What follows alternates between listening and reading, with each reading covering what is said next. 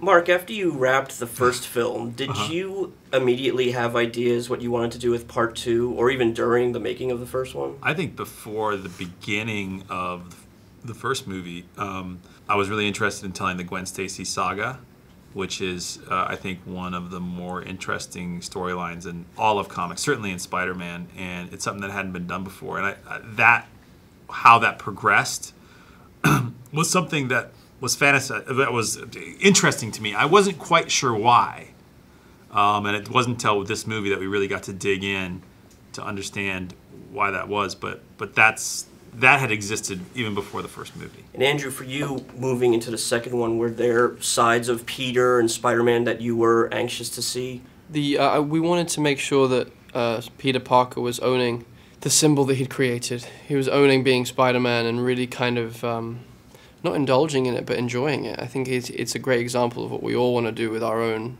lives and with our own gifts and our own talents and powers, is to really be like giving them, you know. We like Pharrell comes to my head for some reason, and he obviously worked on the beautiful soundtrack with Hans Zimmer, and you see a man that seems to be always creating and always giving what he has to give, and there's something inspiring and aspirational in that for everybody else to witness someone who's just like, oh man, they are living their art. They are giving their gifts on a daily basis, and they're not shying away. And they're succeeding. They're stumbling. They just keep giving and keep creating. And I think that was the feeling we wanted to have in Spider-Man in this movie. Did the overall reception for the first one change your approach to the second one at all? I mean, how important was the feedback?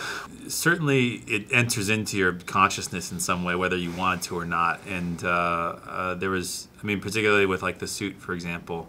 The first movie, I wanted to create a suit that a kid could make. You know what I mean? That's where we got those little lenses from sunglasses. And this time around, I rethought that. We all rethought that. I mean, he had certain, utilitarian components of the suit that needed to be adjusted. But I just wanted to embrace the iconography, and I think that came probably from hearing fans and their wants and desires and trying to address that, because you do want to engage in the iconography. You do want to engage in the things that are meaningful to people, that are meaningful to the audience, and that on a superficial level is the costume, but there's also themes, ideas, humor, playfulness that we really wanted to engage in this time around. And moving forward, is there anything that you really want to see Spider-Man engage in? I mean, we keep hearing like rumors about him teaming up with other superheroes. Theoretically, is that something that you'd like to see happen in a future film? Of course, I think that would be incredibly fun to see him interact with someone else or others.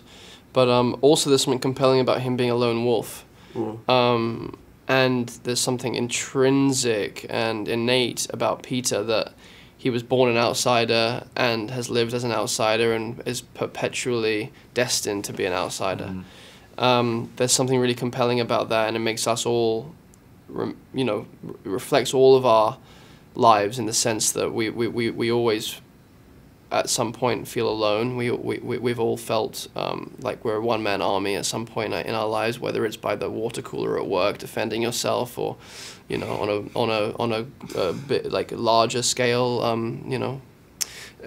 So I don't know the answer, but I obviously love the idea of sharing the weight. Right, yeah, he needs a little help sometimes. Yeah, that'd be cool.